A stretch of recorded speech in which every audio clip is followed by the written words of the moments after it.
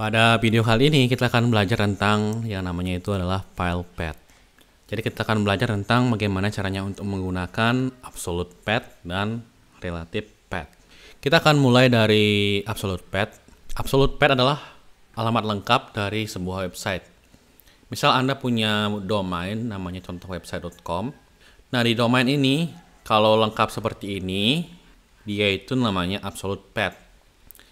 Kalau yang relative path, jadi relative path adalah bagaimana caranya kita itu memberitahu browser untuk menemukan file kita berdasarkan lokasi posisi HTML saat ini. Misal seperti ini ya. Jadi misal kita punya HTML namanya index.html. Index.html adalah sebuah file yang dijalankan pertama kali ketika kita mengakses sebuah website. Nah, kita pengen menampilkan gambar dari sini misal. Caranya gimana? Kita bisa tinggal pakai logo.png. Nanti HTML-nya akan mencari di satu folder yang sama dengan index.html. Kalau kita isi cuma logo.png kayak begini, gitu. Kalau yang ini itu namanya relative path. Nah, relative path ini ada beberapa jenis ya yang biasanya digunakan. Jadi, misal seperti ini. Jadi, kita punya index.html dan about.html. Misal kita buat sebuah link. Jadi, buat anchor tag kayak begini. Kita pengen pergi ke about.html. Jadi, tinggal ditambahin aja about.html. Dengan syarat bahwa dia itu masih satu folder seperti ini gitu. Satu lokasi gitu. Kita cukup isi kayak begini aja. Oh ya, nanti kita akan coba-coba ya semua yang ada di sini supaya Anda bisa lebih jelas untuk memahaminya.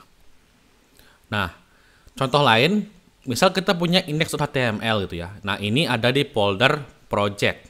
Nah, di folder project ada folder lagi namanya folder img.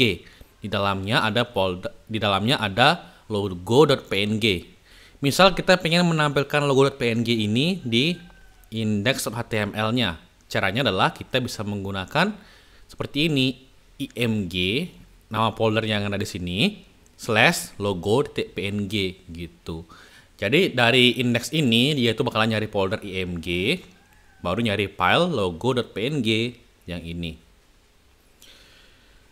Nah, contoh lain kita misal ingin menggunakan eksternal CSS gitu ya. Jadi dari index.html ini kita pengen agar mengaitkan ke style ini gitu.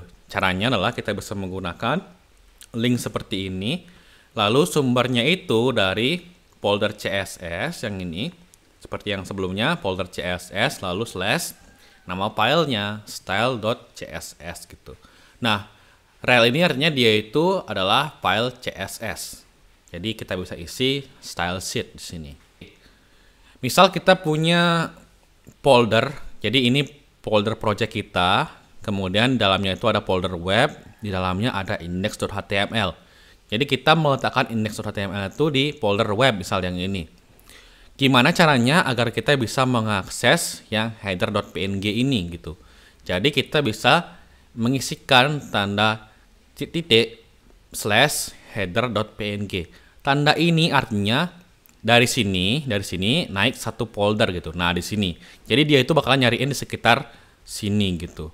Makanya kita bisa menemukan header.png. Kemudian contoh lain. Contoh lain misal kita punya index.html di folder source. Jadi di folder project, di dalamnya ada folder source. Di sini ada file index.html. Kita ingin menampilkan gambar yang ada di folder image. Jadi kita bisa pakai tanda slash begini untuk memberitahu browser agar dia itu mencari dari folder project ini gitu. Jadi kursornya dari sini gitu ya, kursor dari sini. Setelah itu pergi ke image, setelah itu baru ke picture gitu.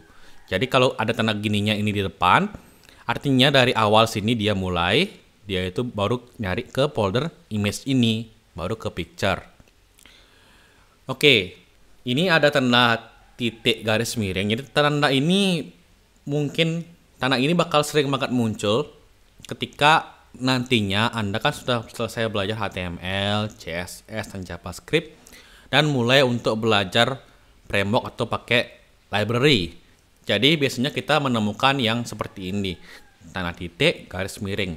Nah, ini itu beda dengan tanda titik 2 kali yang sebelumnya, karena ini itu artinya menunjukkan direktori saat ini. Jadi kita mulainya itu dari sini, dari indeks ini. Setelah itu nyari folder image yang ini, baru nyari logo yang ini gitu.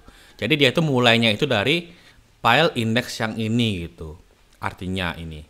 Oke, untuk biar bisa lebih jelas kita akan praktek buat kodenya.